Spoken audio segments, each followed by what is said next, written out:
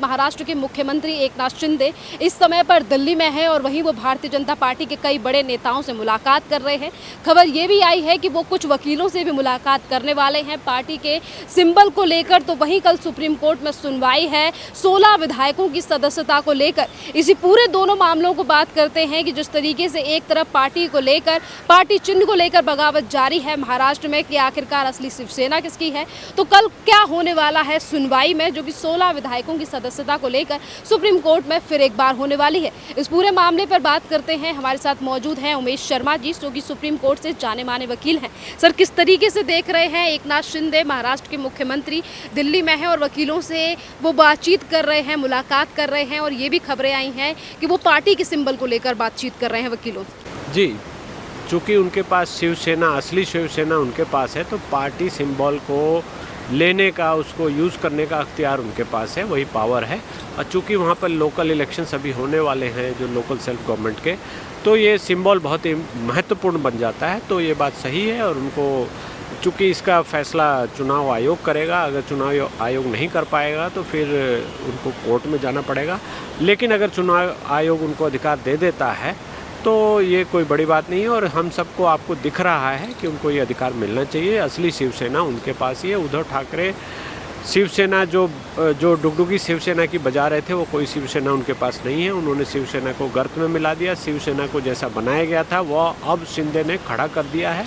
तो शिवसेना का सिंबल और शिवसेना पार्टी इनके पास असली रहनी चाहिए, मुझे ऐसा लगता है। सर, अगर अभी हम शिवसेना की बात करें तो एक तरफ उद्धव ठाकरे कह रहे हैं कि बाला साहब की शिवसेना है तो एकनाथ शिंदे नहीं ले जा सकते। वहीं कानूनी रूप से एकनाथ शिंदे शिवसेना को अपने बनाने की बात कर रहे हैं, चाहे वकीलों से बात करने की बात करें या फिर इलेक्शन कमीशन के बारे में भी कहा जा रहा है कि वो इलेक्शन कमीशन भी जा सकते हैं।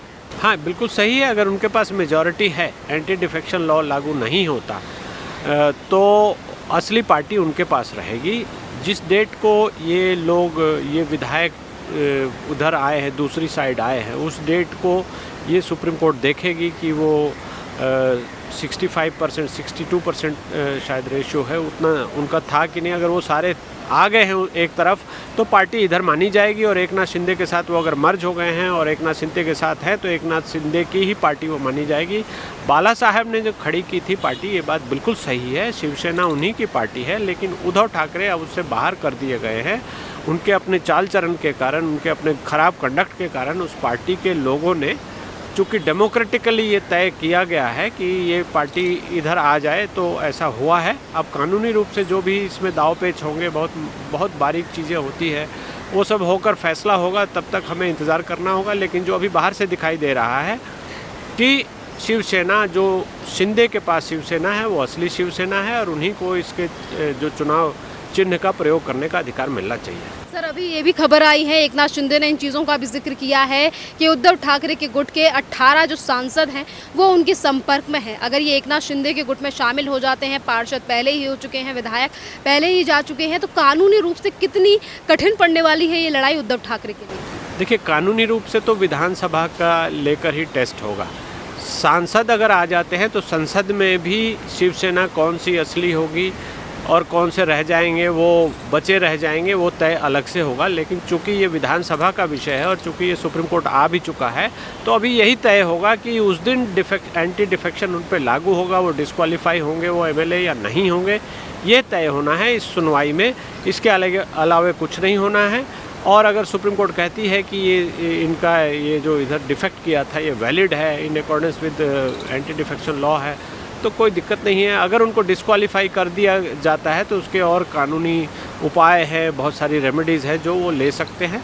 ऐसा कोई क्राइसिस की सिचुएशन मुझे नहीं दिखाई दे रही अभी तो। सर, कल सुनवाई होने वाली है इसी पूरी मामले को लेकर। अगर हम शुरुआत से मुद्दे को देखें तो डिप्टी स्पीकर की तरफ से मुद्दा उठाया गया था, उन्होंने व्हीप जारी किया था, उन्होंने कहा था 16 विधायकों की सदस्यता रद्द करने की बात। पर वहीं महाराष्ट्र में सत्ता परिवर्तन हो चुका है, स्पीकर भी बदल चुके हैं। सुप्रीम कोर्ट की तरफ से अगर कोई ऑर्डर आता है सदस्यता को रद्द करने के लिए या फिर कुछ भी चीज़ें निकल कर कल सुप्रीम कोर्ट की तरफ से आती हैं, तो क्या लग रहा है आपको कि सदस्यता रद्द हो सकती है उन विधायकों की? देखिए, आज तक का जो एक्सपीरियंस हमारा रहा है, जो जितने भी केस ऐसे हुए हैं, हमने ये देखा है कि सुप्रीम कोर्ट ने अपना हाथ खींच लिया है कि ये विधानसभा के फ्लोर पर, हाउस के फ्लोर पर, जहाँ का भी विवाद होता है वहाँ के हाउस के फ्लोर पर होगा। और वहाँ के स्पीकर का निर्णय ही आखिरी निर्णय होगा। इस संबंध में बहुत सारे फैसले पहले आ चुके हैं। अभी हाल फिलहाल में हमने उत्तराखंड में भी देखा, कर्नाटक में भी देखा, तो सुप्रीम कोर्ट अपने हाथ खींच लेती है और मुझे भी ऐसा लग रहा है कि सुप्रीम कोर्ट यहाँ भी हाथ खींच लेगी। और जो बहस की बातें हों या जो कानूनी बातें हैं, दाव पेच हैं, वो तो रहेंगे रिकॉर्ड पर, लेकिन अंतिम फैसला मुझे ऐसा लगता है कि स्पीकर को ही लेना पड़ेगा। सर, अगर सुप्रीम कोर्ट अपना हाथ पीछे खींच लेती है और ये सारा मामला स्पीकर के ऊपर छोड़ देती है, तो क्या उद्धव ठाकरे के गुट की तरफ से फिर एक बार ऐसा कहा जाएगा कि राजनीति हो रही है? क्योंकि इससे पहले भी सुप्रीम कोर्ट ने जब आदेश दिया था कि फ्लोर टेस्ट होगा, क्योंकि राज्यपाल का जो पद है वो संवैधानिक है, अगर उन्होंने कोई फैसला ले दिया तो सुप्रीम कोर्ट इस पर कोई फैसला नहीं ले सकता।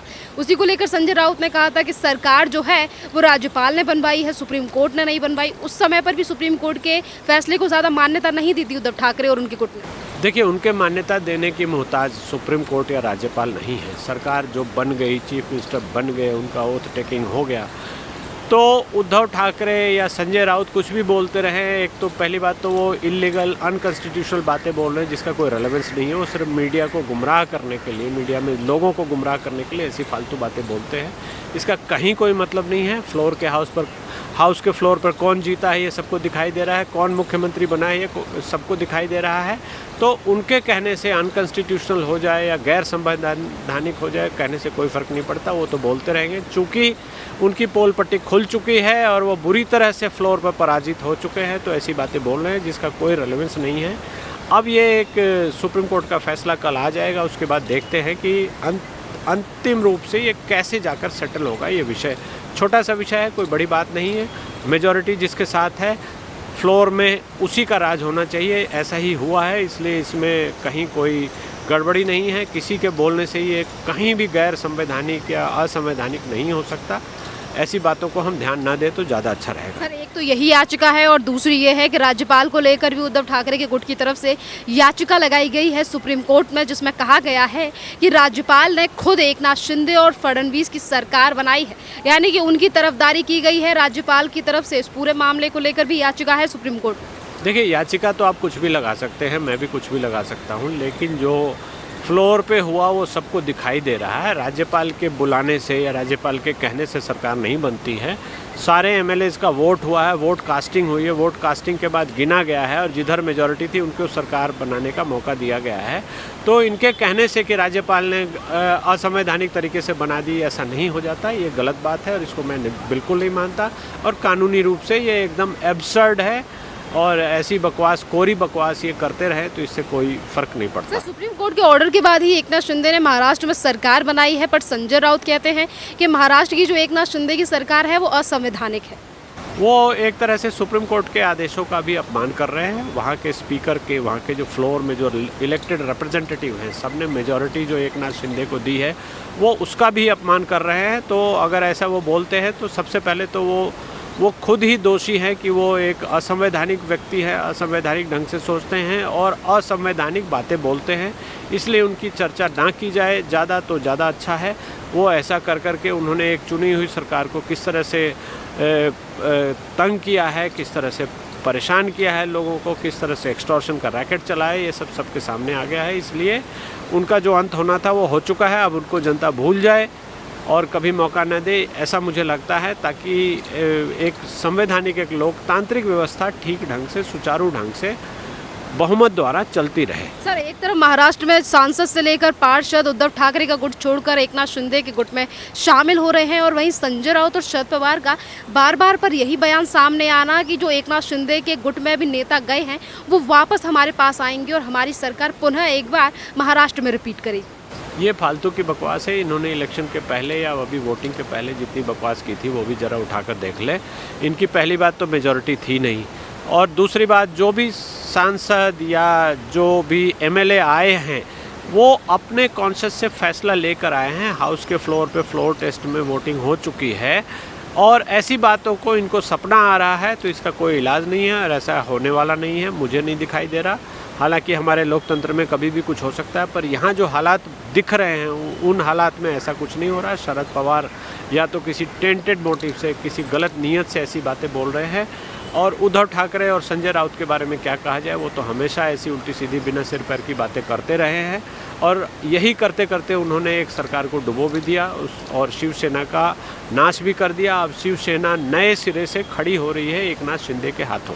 सर, अगर महाराष्ट्र में सत्ता परिवर्तन हो चुका है, अभी तक संजय राउत के ऊपर 1034 करोड़ रुपए का ईडी की तरफ से मामला है, वहीं दूसरी तरफ सेवरी कोर्ट की तरफ से भी अभी अरेस्ट वारंट जारी किया गया था संजय राउत के खिलाफ। वहीं नवाब मलिक से लेकर अनिल देशमुख की बात करें जो कि जेल में बंद है, कितनी मुश्किलें बढ़ने वाली हैं उन लोगों की जिनके खिलाफ केस चल रहा है महाराष्ट्र में? देखिए, मुश्किलें तो उनकी पहले से ही बढ़ी हुई हैं। उनको सेंट्रल एजेंसी ने, ईडी ने पकड़ के जेल में डाला हुआ है और वो 1000 करोड़ का, 100 करोड़ का मंथली का रैकेट चलाते थे, ये दिख रहा है।